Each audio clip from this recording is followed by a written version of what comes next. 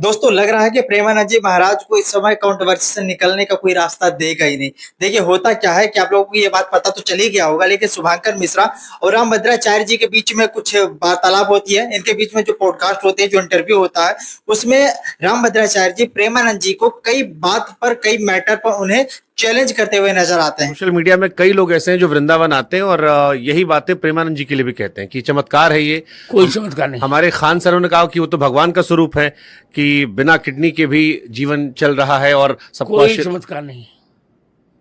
चमत्कार यदि है जी, तो मैं चैलेंज करता हूं प्रेमानंद जी, एक अक्षर मेरे सामने संस्कृत बोलकर दिखा दें बस, या मेरे कहे हुए संस्कृत श्लोकों का अर्थ समझा दें। चलिए कोई बात नहीं, उनकी मनसा है कुछ करने का, अगर वो कर रहे हैं कह दिए तो कह दिए, बहुत लाइटली लेनी चाहिए इन चीजों को। पर मेरे हिसाब से अगर आप देखें तो इन धर्म गुरुओं में, इन महापुरुषों में अगर आपस में मनभेद होगा, मतभेद होगा तो बिल्कुल गलत हो जाएगा और ये चीज नहीं होना चाहिए। लेकिन हमारे मीडिया सहकर्मी भी कोई कसर नहीं छोड़ने वाले हैं। ये लोग भी, इनको एक टीआरपी जनरेट करने का एक बहुत बेहतर तरीका मिल जाता है और ये सब चीज पे ये लोग और लंबा छलांग मारते हैं। तो ये लोग भी इस चीज को बहुत बढ़ावा दे रहे हैं और ये चीज अब यहाँ से शुरू होगा और यहीं तक चलेगी। दुनिया में, देश भर में अब यही सब सारी चीजें चल रही हैं, बाकी चीजें हो गई हैं खत्म। तो रहने दो फिर।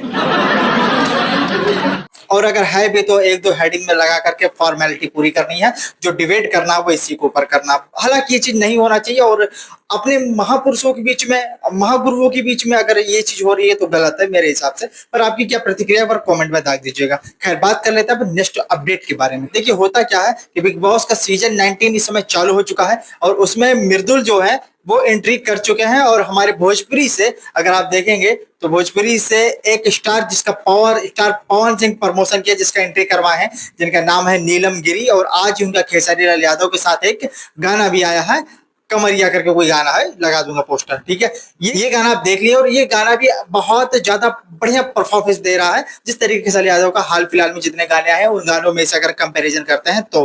खैर, बात कर लेते हैं नीलम गिरी के बारे में।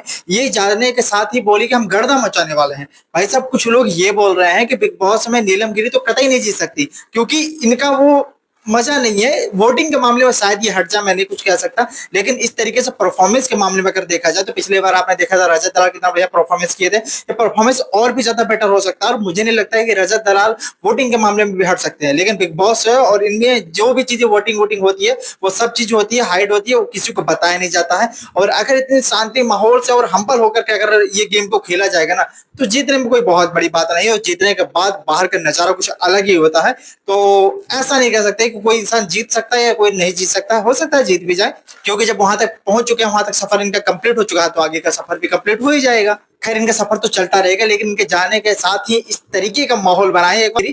और मृदुल तिवारी को दो कोई मैं फॉलो करने वाला हूं विशेष करके, क्योंकि ये भोजपुरी से हैं और उनको थोड़ा ज्यादा पसंद करता हूं इसलिए क्योंकि अभी भी उनके चैनल पर जो एक वीडियो डाले हैं, उनके आज तक के पूरे चैनल पर सबसे ज्यादा व्यूज अगर गया है, मतलब इंस्टा आईडी पर, तो सबसे ज्यादा इसी का है। तो समझ लीजिए ये बंदा वोटिंग में भी जीता है और ये बंदा अपने बल पर आया है। लेकिन जाने के साथ ही उनके ऊपर राजनीति का परिक्रम जो होता है वो चालू हो गया है।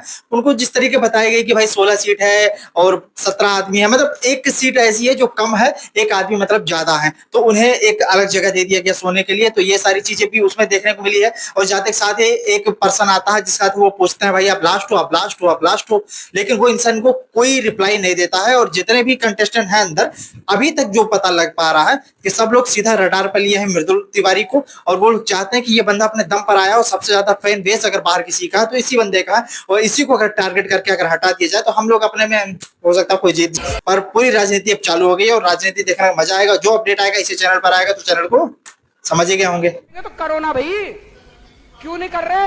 बाकी आज का कुछ ऐसा एक्सपेंसिव था ही नहीं, एक प्रोमो था, एक टाइप की वीडियो बनाने का प्रयास कर रहा हूं और देख रहा था क्या रिस्पांस आ सकता है, नहीं आ सकता है। तो आगे से प्रॉपर ये वीडियो इसी तरीके का आती रहेगी अपडेट वाइज।